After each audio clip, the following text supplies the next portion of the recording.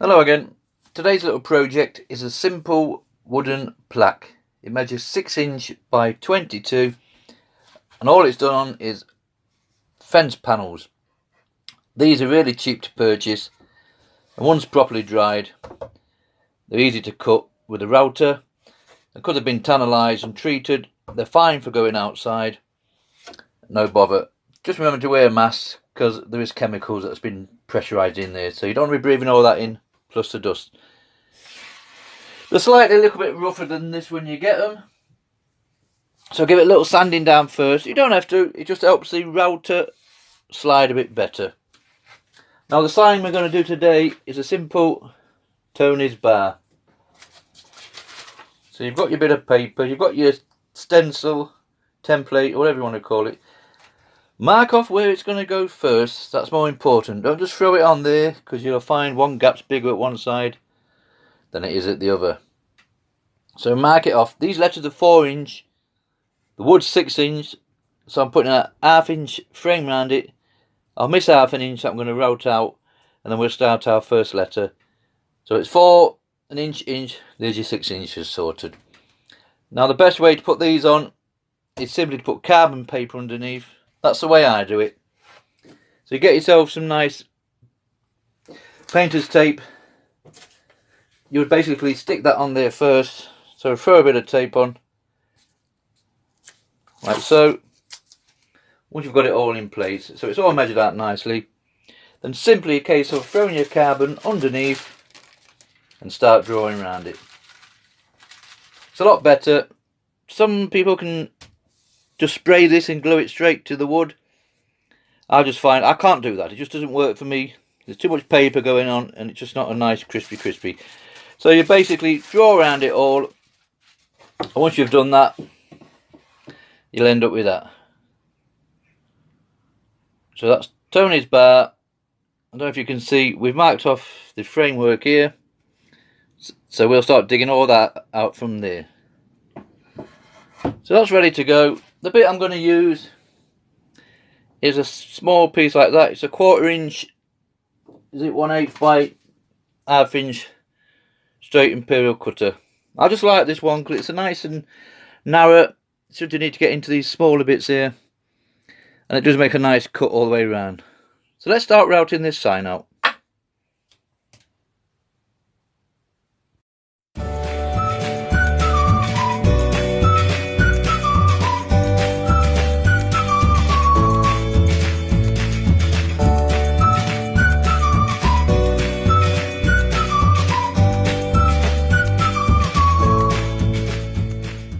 Right, I've gone around my lettering.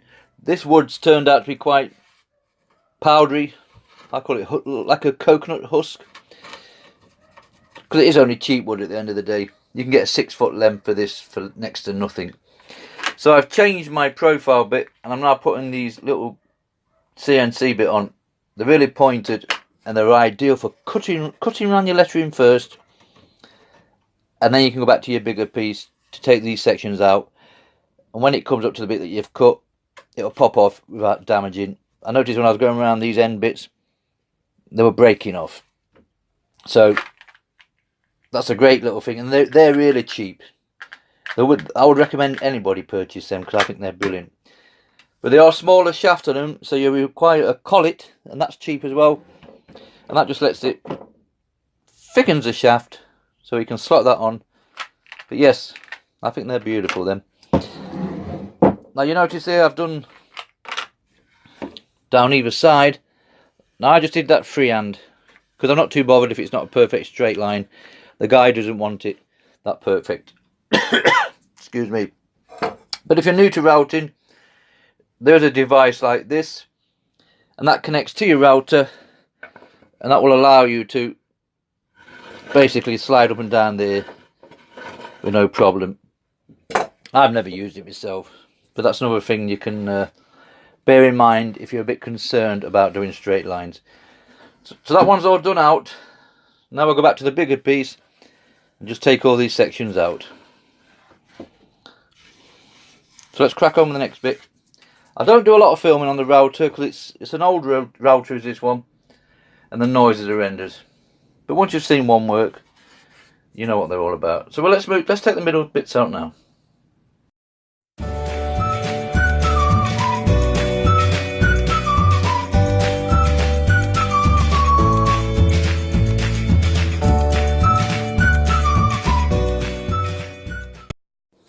Right, we can see from that's all dug out nicely now. It's not overly deep, but it's enough to do the job. So now what I like to do is just go around with a little Dremel, a little sanding burr, and just go and just tidy these edges up. So we'll do that next.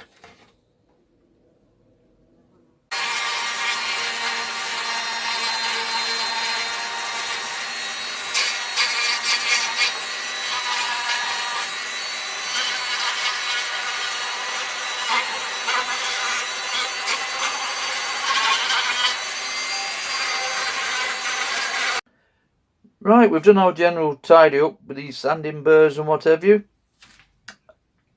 Before I put stainer on this, which I am actually going to stain this one, normally on my other ones, you tend to paint the background black and then give it a good sanding over, or you spray the full thing black and then give it a good sanding over so these letters stand out in wood.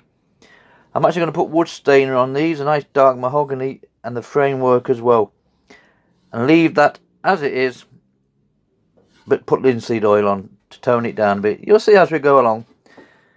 So we're there so far. I'm just going to go over, skim over the whole lot just before we put the stainer on, just to smooth it down slightly.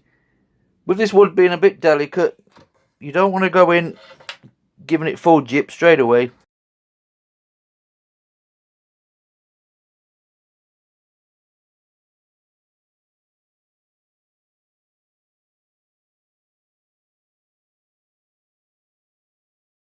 Okay, we're going to start throwing some stainer on here now.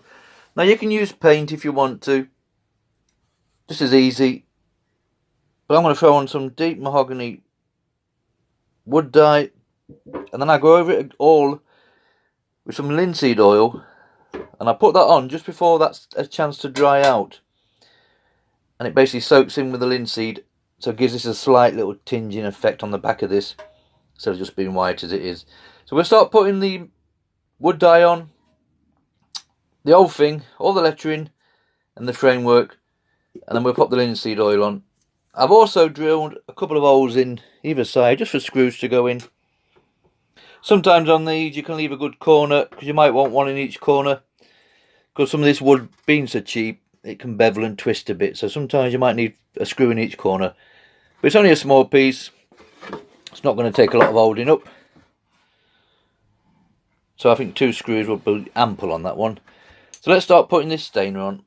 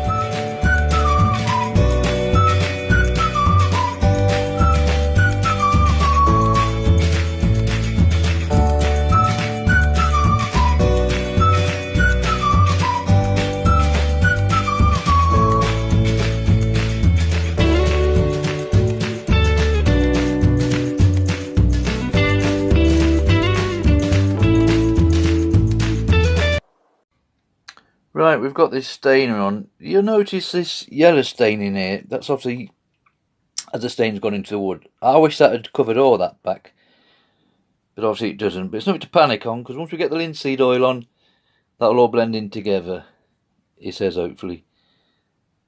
So I'm going to throw the linseed oil on now, then we'll see what we've ended up with.